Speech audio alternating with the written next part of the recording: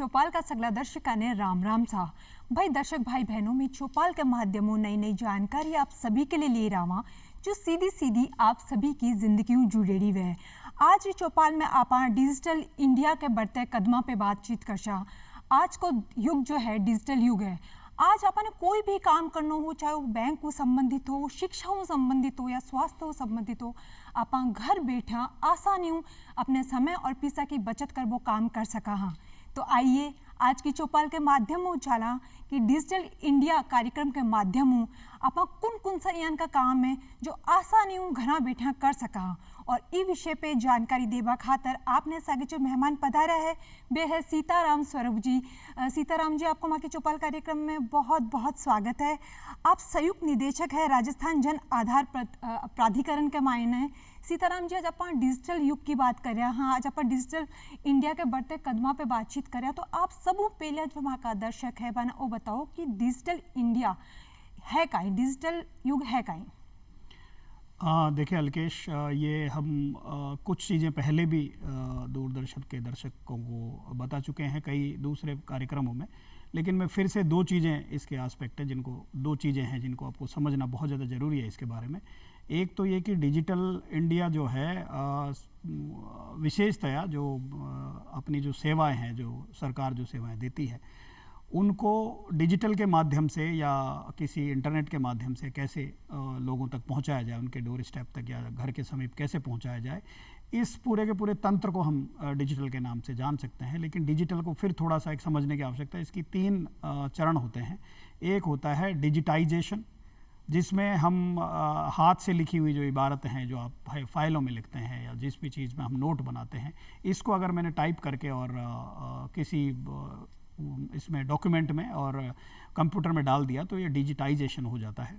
अगर इसमें कोई प्रोसेस भी मैंने डाल दिया, कोई विधि डाल दी कि जैसे मैंने कोई फार्मूला डाल दिया, मान लो अपन एक्सेल की बात करते हैं तो उसमें डाल दिया फार्मूला कि अपना आप 2 और 2 4 हो जाए, इस तरह से मैं जितने भी लिखूंगा वो सारे के सारे अपना आप हिसाब किताब अपना आप होता जाए बिना एक एक को गिनने के, तो इसको हम डिजिटलाइजेशन कहेंगे। क्योंकि उसके साथ में डिजिटल के साथ में डिजिटाइजेशन के साथ में एक विधि और जुड़ गई है, तो अपना आप ही काम होता रहे, आदमी को हर एक चीज़ के लिए एक साथ नहीं करना पड़े, चाहे उसको सैकड़ों सवाल एक साथ सॉल्व करने हो, एक साथ हल करने हो, अपना आप हो जाएं। और अगर इसमें विधि के साथ में हमने इंटरनेट को या संचार के साधनों को भी जोड़ दिया तो ये एक तरह से डिजिटल ट्रांसफॉर्मेशन कहलाता है, जो कि सबसे बड़ी जो प्रक्रिया है। यानी कि उससे हम सेवा दे पाएँ इंटरनेट के माध्यम से, मेरे कंप्यूटर से आपके कंप्यूटर तक, या कोई भी जो भी काम हम करना चाहते हैं, चाहे वो आज जो चीज़ें हो रही हैं, जैसे कि चाहे कैश ट्रांसफ़र है, उसके माध्यम से जो भी इंटरनेट के माध्यम से जो भी विधियां की जा सकती हैं, उसको डिजिटल ट्रांसफॉर्मेशन कहते हैं। यानी कि पूरी तरह से परिवर्तन हो गया, बदलाव हो गया सेवाओं को आम जन तक पहुंचाने का। तो ये टोटल एक तो ये हो गया कि digital India as a whole जो मूवमेंट है, जो आंदोलन है, वो इस तरह से काम कर रहा है। अब एक थोड़ा सा मैं आपको 90 के दशक की तरफ ले चलूँगा, जिसमें वास्तव में ये डिजिटलाइजेशन या डिजिटल का जो शुरुआत होती है। जो मिनिस्ट्री है इलेक्ट्रॉनिक एंड इंफॉर्मेशन टेक्नोलॉजी वाली भारत सरकार की, उसके तहत एक डिवीज़न बनाया गया जिसको NEGD कहते हैं, नेशनल ई गवर्नेंस डिवीजन। उन्होंने इस तरह की एक सभी को प्रोत्साहित किया, सारे विभागों को, कि अपनी जो भी सेवाएं आप लोग देते हैं, जिसके लिए आदमी को और ऑफिस तक आना पड़ता है या आपको जगह जगह जा कर के उनको चीज़ों को फिजिकली देना पड़ता है, वास्तव में भौतिक रूप से जा कर के देना पड़ता है, उनको आसानी से कैसे लिया जा सकता है, आसानी से कैसे उनके कंप्यूटर के माध्यम से उन सेवाओं को कैसे दिया जा सकता है। तो ये NEGD जो है, नेशनल ई गवर्नेंस डिवीजन, जो काम करता था वो ये काम करता था। उन्होंने जैसे सबसे पहले पोस्टल डिपार्टमेंट में, फिर इनकम टैक्स डिपार्टमेंट में, यहाँ पर वो आसानी से कैसे रिटर्न भरे जा सकें या कैसे मेल और ये सब किए जा सकते हैं, इसमें एक तरह से प्रयोग किए गए।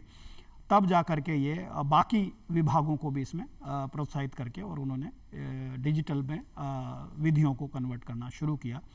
और आज आप ई गवर्नेंस का देख सकते हैं कि आप इतनी सारी सेवाएं हैं, चाहे आप रेलवे टिकट का देख लो, बैंकिंग का सारा काम देख लो, ये सारे के सारे काम क्लिक करने से, और आपके अभी तो पहले तो आपको कंप्यूटर की आवश्यकता पड़ती थी, अब तो सबसे बड़ा कंप्यूटर आपके हाथ में है, जो मोबाइल है। मोबाइल के माध्यम से, जिसको ई गवर्नेंस को अगर और थोड़ा सा छोटे रूप में लें और ज़्यादा हर एक आदमी तक फैलाने की बात करें तो एम गवर्नेंस एक आ गई है, मोबाइल गवर्नेंस आ गई है, जिसके थ्रू सेवाएं जो है आप आराम से ले सकते हैं। किसी को पेमेंट भी कर रहे हैं आप, आपको कहीं जाने की ज़रूरत नहीं पड़ रही है, और आप किसी से पेमेंट रिसीव भी कर रहे हैं डायरेक्ट आपके बैंकों में, ये सब लेन देन हो रहा है। आप सामान भी खरीद रहे हैं बाकायदा, जो पेटीएम और इस तरह के जो है आपको QR कोड स्कैन किया वो हो गया। तो ये सब डिजिटल इंडिया के या डिजिटलाइजेशन के ही एक चमत्कार आप कह सकते हैं। इस सब में जैसा मैंने अभी जो चीज़ों को बताया आपको कि एक तो ट्रेंड आदमी चाहिए, स्किल्ड आदमी चाहिए, तो उसके भी इंतजाम किए गए। स्किल डेवलपमेंट के ढेर सारे आपके इंस्टीट्यूट्स खोले गए जिसमें कंप्यूटराइजेशन से रिलेटेड जितने भी प्रशिक्षण हो सकते हैं वो दिए गए। और हार्डवेयर जो है आपको कंप्यूटर हैं, लैपटॉप हैं, मोबाइल हैं, इन सब की सप्लाई ज़्यादा से ज़्यादा बढ़ाई गई और इनको सस्ता किया गया जो सभी तक पहुँच सके आसानी से। और तीसरा जो काम है वो था इंटरनेट सभी जगह भेजने का, ताकि सेवाएं जो है इंटरनेट के माध्यम से और जा सके। तो आप देख सकते हैं कि टेलीकॉम जो कंपनियां हैं, मोबाइल जो कंपनियां हैं, उनका आप देख सकते हैं कि आप देश के कोने कोने में आज की तारीख में आप डिजिटल सेवाओं को रिसीव कर सकते हैं।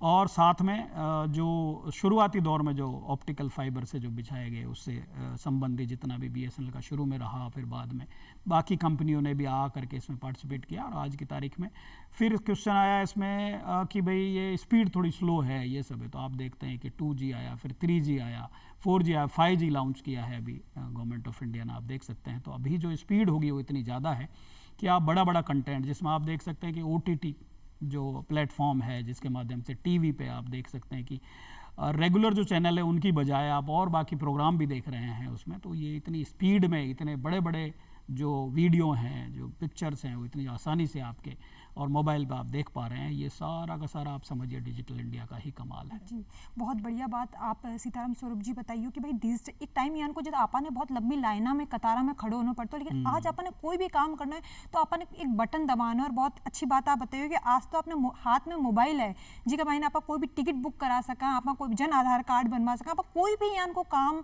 है जो के लिए अपने बाहर जाने की जरूरत नहीं है। आप घर बैठा बैंक को संबंधित हो, कोई भी तरीके को काम हो, आप डिजिटल इंडिया कार्यक्रम के माध्यम आसानी कर सका। सीताराम स्वरूप जी, आपने जो देश है भारत वो कृषि प्रधान देश है, और आपने जो किसान भाई है वे की तरीका वो डिजिटल इंडिया के माध्यम है सशक्त हो रहा है, ये पर आप बताओ। देखिए, किसान भाइयों के लिए और जो एग्रीकल्चर डिपार्टमेंट है, जो कृषि से संबंधित जितने भी विभाग हैं, मिनिस्ट्री हैं, चाहे वो सेंट्रल गवर्नमेंट की हो या डिफरेंट राज्यों की हो, सभी अलग अलग राज्यों ने, सभी ने, और किसान भाइयों को जो भी सेवाएं दी जाती हैं डिजिटल के माध्यम से जितना संभव हो सकता है, चाहे वो लोन से संबंधित हो, चाहे वो उनकी कोई भी पंजीयन हो किसी चीज़ से, चाहे फर्टिलाइज़र प्रोवाइड कराने वाली बात हो, या किसी भी तरह की सुविधाएं ऐसी हों जो दूसरे विभाग देते हैं, उनको डिजिटल के माध्यम से देना है। चाहे आप समझिए कि सिंचाई से संबंधित जो चीज़ें हैं उनके लिए कोई रजिस्ट्रेशन कहीं कराना है, और आसानी से 2-3 विभाग एक साथ मिलकर के किसानों को कोई चीज़ एक साथ देते हैं, उन सब चीज़ों का माध्यम केवल और केवल आज की तारीख में या तो कंप्यूटर हो गया है या फिर आपका मोबाइल हो गया है।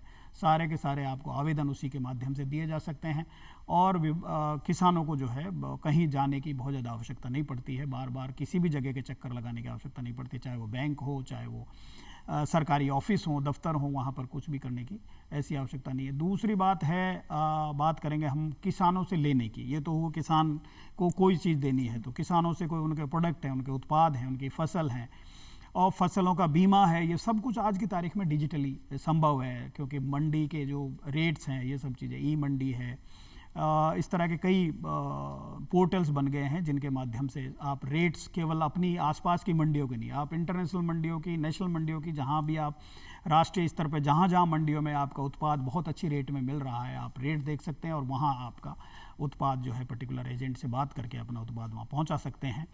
क्योंकि इससे आदमी किसान जो है, कृषक जो है सशक्त हुआ है, क्योंकि अच्छे दाम मिलते हैं आपके उत्पाद के, आपकी फसल के, तो आदमी का ओवरऑल जो विकास हुआ है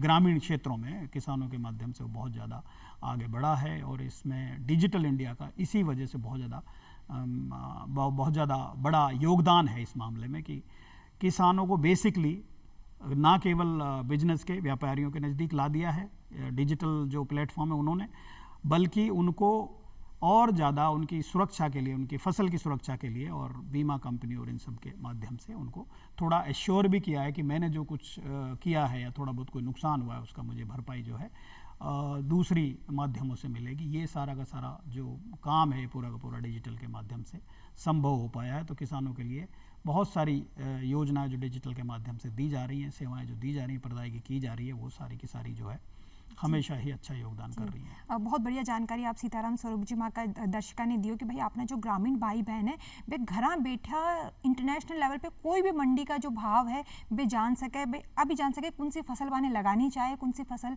बाने ज़्यादा मुनाफो मिल सी और सभी काम वे घर बैठा जा सके, जो में जागरूकता भी बहुत ज़्यादा बढ़े, खेती के बारे में नॉलेज भी बाने बहुत ज़्यादा मिला है। इसके साथ में अगर आप बात करें ग्राम पंचायत की, तो आज ग्राम पंचायत जो है डिजिटल हो रही है, तो ई को कहीं फ़ायदो है? देखिए, जैसे मैं बाकी जो राज्य हैं उनमें भी ये नवाचार हुए हैं और गवर्नमेंट ऑफ इंडिया भी इस काम में बहुत ज़्यादा नवाचार करने में साथ दे रही है। उसके साथ ही जैसे मैं केवल राजस्थान का अगर जिक्र करूं तो ई पंचायत यहाँ पर एक वो है जो कि वास्तव में सेंट्रल गवर्नमेंट के पॉइंट ऑफ से चालू हुआ था। ई पंचायत के माध्यम से पंचायत में जितने भी काम हो रहे हैं वो सारे के सारे डिजिटाइज हो रहे हैं। ना केवल सरपंच जो काम करा रहे हैं वो सारा का सारा काम डिजिटाइज हो रहा है, उसको रिकॉर्ड में रखा जा रहा है, कौन किस स्थिति में चल रहा है, कितना फंड खर्च हो रहा है। इवन अगर सेंट्रल गवर्नमेंट से जा रहा है फंड या फिर राज्य सरकार से जो फंड जा रहा है वो भी डिजिटलाइज जा रहा है। कहीं पर कोई चीज़ की ऐसा नहीं है कि भाई कोई चीज़ रुक जाए या फंड्स की कमी आ जाए क्योंकि बहुत देर लग रही है वहाँ से जाने में आने में, ऐसा कुछ भी नहीं है। अभी सारी की सारी चीज़ें और सारा का सारा हिसाब है। आप कभी भी कोई भी जो भी इंस्पेक्शन के लिए ऑडिट के लिए आप चाहते हैं, आप क्लिक दबाएंगे और आपको सारा का सारा कि ये पंचायत को बजट मिला था, इस पंचायत ने ये काम इसमें करवाए हैं। इस तरह से जो डिजिटलाइजेशन हो रहा है पंचायत ग्राम पंचायत पूरे के पूरे उसका वातावरण का, वो बहुत ज़्यादा इसमें ट्रांसपेरेंसी आई है, पूरी की पूरी पारदर्शिता आई है। आपको हर चीज़ का हिसाब जो है ये पंचायत पोर्टल पर मिल जाता है। दूसरी बात है एसेट्स की, यानी कि पंचायत के जितने भी संपदाएं हैं उन सब का भी डिजिटलाइजेशन हो रहा है कि कहाँ कहाँ क्या क्या उनके पास चारागाह की भूमि है, कहाँ कैसी भूमि है, कहाँ क्या है, क्या बिल्डिंग्स हैं, क्या नहीं है। तो इस हिसाब से जो भी चीज़ हमको देखनी होती है वो आराम से देख सकते हैं।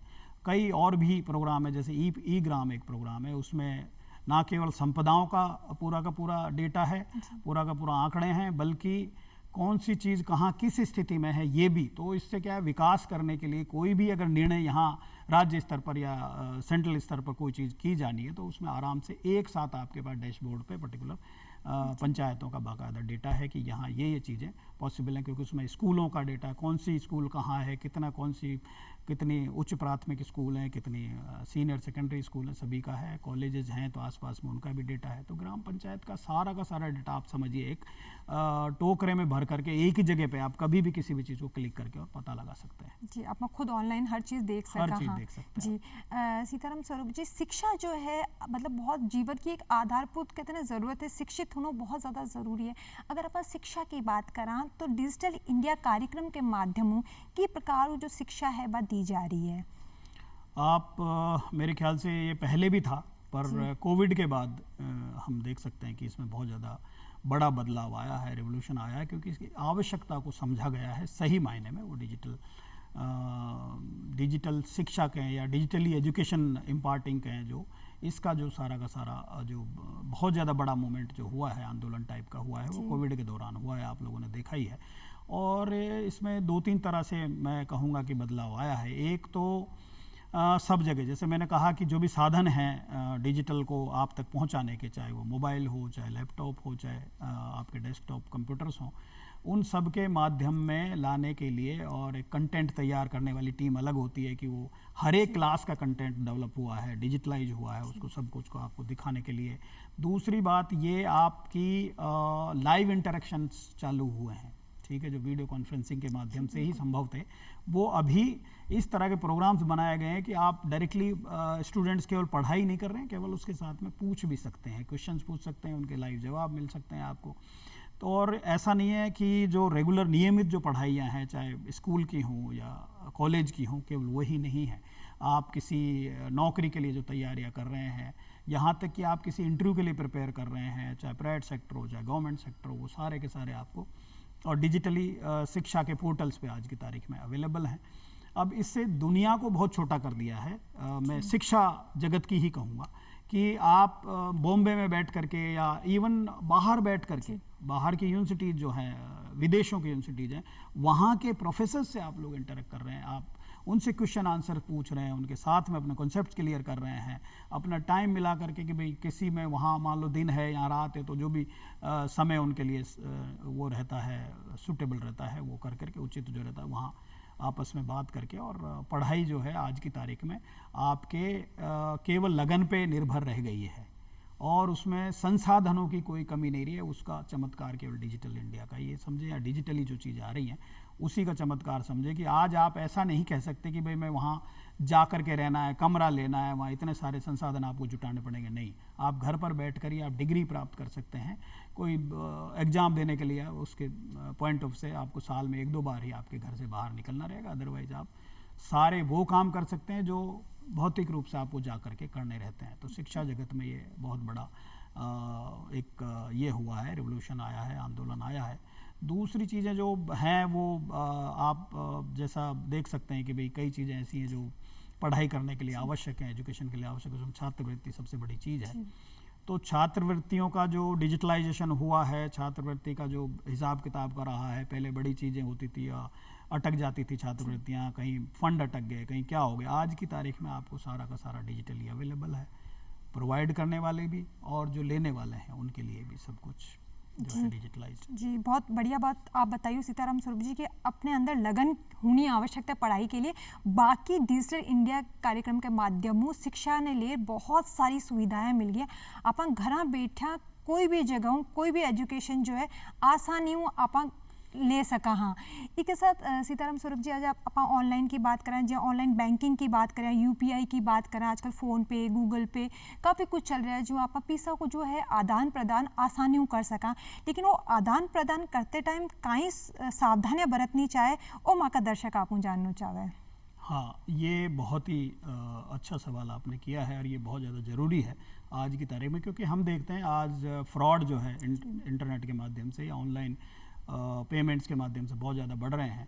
और ये आप जितना दूर समझते हैं उतना दूर है नहीं, आपके आसपास ही कोई इस काम को कर रहा होगा, अंजाम दे रहा होगा। ये कोई बहुत बड़ा मतलब आश्चर्य की बात नहीं है, क्योंकि आप हमारे भी यहाँ पर इवन राजस्थान की भी अगर मैं बात करूँ तो 2-3 टाउन ऐसे डेवलप हुए हैं जहाँ पर ये काम कर रहे हैं लोग, और उनको काफ़ी हद तक हमारी बेवकूफ़ियों की वजह से सफलता भी मिल रही है और बहुत लोगों के वो और खाते खाली कर रहे हैं। तो इसमें 2-3 चीज़ें हैं जो हमको ध्यान रखनी चाहिए और बार बार बताई जाती हैं, बार बार अन्य माध्यमों से बताई जा रही है, पर मैं कई बार आश्चर्यचकित होता हूं कि इतने ज़्यादा समझदार लोग जो बहुत इवन कई गवर्नमेंट में या प्राइवेट सेक्टर में बड़ी बड़ी पोस्ट पे पदों पे बैठे हुए हैं, लेकिन वो भी बेवकूफ़ी कर जाते हैं उसमें तरह तरह के। क्योंकि क्या होता है कि अपराधी तो क्या तरह तरह के गुर सीख के और वो आपको बनाने के चक्कर में रहता है, क्योंकि उसका तो काम एक ही है कि किसी तरह से दूसरे का पैसा मुझे बिना मेहनत के मिल जाए। ये एक छोटी सी मानसिकता हमको समझनी होगी कि बिना मेहनत के दूसरे का पैसा हमें मिल जाए, इसके लिए वो कुछ भी करेगा। उसमें डिजिटलाइजेशन जो है ये एक उसके लिए एक अच्छा रास्ता उसने पाथ पकड़ा है। उसमें ये जैसे अभी आपने जो ऐप के माध्यम से जो होता है, पेटीएम है, गूगल पे है, ये सब जो है, इनके माध्यम से हमें एक तो रिलायबिलिटी होनी चाहिए। आप केवल और केवल जहाँ से भी अपने इंस्टॉल करते हैं एप्लीकेशंस, वो रिलायबल होना चाहिए। जैसे प्ले स्टोर है या ऐप स्टोर है आईफोन वाला, तो उन्हीं से आप लोग इनको एप्लीकेशंस को इंस्टॉल करें। कहीं और किसी भी लिंक अगर किसी ने भेजा है कि इसको इंस्टॉल कर लें और फिर जाके इससे आराम से आपके और ट्रांजैक्शंस जो है बहुत ज़्यादा अच्छे रहेंगे। या हम कुछ आपको और भी देंगे, इसमें से कई ऐसी एप्लीकेशन आ रही है कि आप यहाँ से यहाँ मान लो फ़ोन बिल पे करोगे या इलेक्ट्रिसिटी बिल पे करोगे तो हम 2% आपको वापस लौटाएंगे। ठीक है, रिटर्न वाला जो मामला चल रहा है उसमें भी बहुत ज़्यादा कॉशन बरतने की आवश्यकता है कि आप उसके थ्रू जाएं कि ना जाएं। दूसरी बात, कई चीज़ें ऐसी होती हैं कि कुछ लिंक भेज देते हैं लोग कि आपको अभी अभी ये फला लॉटरी लगी है और आप इसको दबाएंगे तो आपको वहाँ चला जाएगा। इस तरह से बहुत सारा लोग बर्बाद हुए। अभी कई नए तरीके हैं, आपको पता है कि लोग मैसेज कर रहे हैं और वो अमेज़न के कुछ वो मांगते हैं कि भाई मैं फला हूँ, मीटिंग में बैठा हुआ हूँ। ऑफिसर्स को अभी रिसेंटली बहुत बड़ा ये चला था कि मैं फला मीटिंग में बैठा हूँ और मुझे इतने पैसे की ज़रूरत है, तुम भेज दो। तो सबसे पहले तो हमें फ़ोन करके उनसे पता लगाना चाहिए जिनके एक्चुअल में नंबर से आया है, क्योंकि वो नाम बदल देते हैं वो केवल, और उसी फ़ोन नंबर से और वो दे देते हैं। तो इस वजह से दिक्कतें आ रही हैं। एक अभी फ़ोन करते हैं डायरेक्टली, मैं फला फला बोल रहा हूँ, तो आपको कम से कम ये देख लेना चाहिए, उसकी आवाज़ तो पहचान ही लें कि वही है कि नहीं है। इस तरह के फ्रॉड जो है करने के लिए आपसे वो, और सबसे बड़ी बात मैं अंडरलाइन करूँगा, बोल्ड लेटर्स में मैं बताऊँगा कि OTP कोई पूछे या भेजे तो ऐसा कभी भी नहीं करें। किसी भी अननोन आदमी को OTP शब्द से तो इतना डरना चाहिए आपको कि किसी को देना ही नहीं है। OTP जैसे कि मैं अभी अभी ये भेज रहा हूँ, आपका वो मैंने खाता बंद कर दिया है, अब आप OTP आएगा तब आपका दोबारा शुरू हो जाएगा, ऐसा कभी नहीं करें। कोई भी बैंकिंग या कोई भी इंश्योरेंस कंपनी, कोई भी डायरेक्टली, या कोई क्रेडिट कार्ड कंपनी डायरेक्टली इस तरह से आपसे कोई भी बात करके कोई भी ऐसा नहीं करता है कि हम OTP भेज रहे हैं, इसको भेज दो हमें। ऐसा किसी को कुछ नहीं करना है, कहीं पर बताना नहीं है। जो भी OTP डलता है आपके खुद के इंस्ट्रूमेंट में डलता है, वो भी आपकी जो विश्वसनीय ऐप है उसके माध्यम से। तो इसमें बहुत ज़्यादा ध्यान रखने की आवश्यकता है। आपकी सावधानी ही आपको बचा सकती है, दूसरा कोई नहीं बचा सकता है। अब मान लो ये हो गया, आपसे कोई गलती हो गई, कोई क्लिक हो गया, तो भी आपको ध्यान रखना है हर एक बैंक का या हर एक का जो भी ट्रांजैक्शनल एजेंसी है उसका एक टाइम पीरियड होता है। किसी का 24 घंटे, किसी का 10 घंटे, किसी का 12 घंटे। उस पीरियड में आपको तुरंत ही हेल्प मांगनी है, तुरंत ही वहाँ पर आपको कंप्लेन करनी है कि मेरे से ये ट्रांजैक्शन हो गया, ताकि वो जब ट्रेवलिंग में होता है हमारा क्लियरेंस में जब होता है अमाउंट, तभी वो रोक दें ताकि आप दूसरे खाते में जाने से बच जाए। कुछ ऐप ऐसी भी आ रही हैं जिनमें वो पहले से बताते हैं कि भाई आपने ये किए हैं क्या 10,000 रुपये ट्रांसफ़र, अगर किए हैं तो यस करें। तो ये भी एक अच्छा साधन है। मतलब आपने खास कर ये बातों को ध्यान रखने की जरूरत है। आप कोई भी जो ऐप डाउनलोड करा वो मोबाइल के प्ले स्टोर डाउनलोड करिए, आपने कोई भी मैसेज यान को आ जाए, आपने बिना सोचे समझे भी पे क्लिक नहीं करना है। खासकर ऑनलाइन UPI कोई भी ट्रांजेक्शन करते टाइम सोच समझ ध्यान रख ही करना है, नहीं तो बहुत बड़ा नुकसान भी हो सके है। इसके साथ सीताराम स्वरूप जी, अगर एक बात करें आप इंटरनेट बहुत ज़्यादा ज़रूरी है, क्या नाम है, अगर आपने ऑनलाइन कोई भी काम करना है तो अपने जी ग्रामीण क्षेत्र में अगर आप बात करें तो जी बिजली है, मोबाइल है, आगे सुविधा के लिए सरकार कौन की तरीकों में प्रयास कर रही है? हाँ, तो देखिए, जब मैंने जैसे कहा कि भाई इंटरनेट की स्पीड का बहुत बड़ा हाथ है इसमें, तो अभी जैसे 2G से 3G, 4G, 5G तक का आ गया है। तो अभी 2-3 तरह से चीज़ें हो रही हैं। जैसे मैं केवल राजस्थान की अगर बात करूं तो ई-मित्र जो यहाँ नेटवर्क है वो बहुत बड़ा नेटवर्क है। मान लो आपको कई चीज़ों के ट्रांजैक्शंस में दिक्कत आती है तो आप ई-मित्र की सहायता लेने से बिल्कुल भी नहीं डरें। वो एक रिलायबल और विश्वसनीय कियोस्क है जो गवर्नमेंट के द्वारा मेंटेन किया जाता है। डायरेक्टली गवर्नमेंट नहीं, लेकिन गवर्नमेंट का जो नेटवर्क है वो गवर्नमेंट के द्वारा ही कंट्रोल्ड है, नियंत्रित है। तो ऑलमोस्ट 80,000 से 85,000 आपके ई-मित्र हैं आपके पास में, कहीं ना कहीं होंगे ही। आप ऐसा समझें कि ऑलमोस्ट 44 से 45,000 गाँव है, तो आप उसमें 85,000 अगर ई-मित्र है तो आप समझ लें कि गाँव में भी कम से कम एक एक दो तो हर एक जगह पर हैं।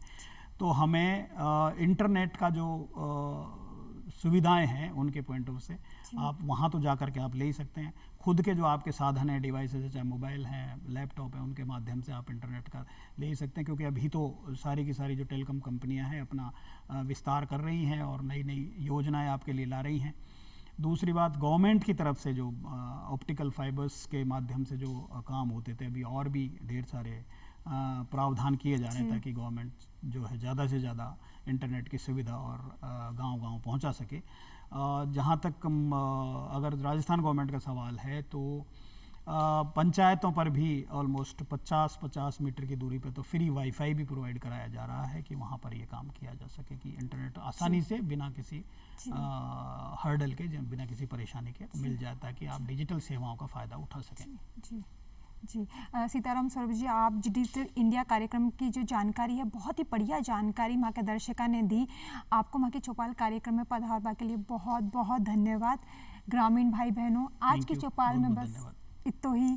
फिर मिलशा एक नई चौपाल में एक नए विषय के साथ। तब तक के लिए राम राम सा।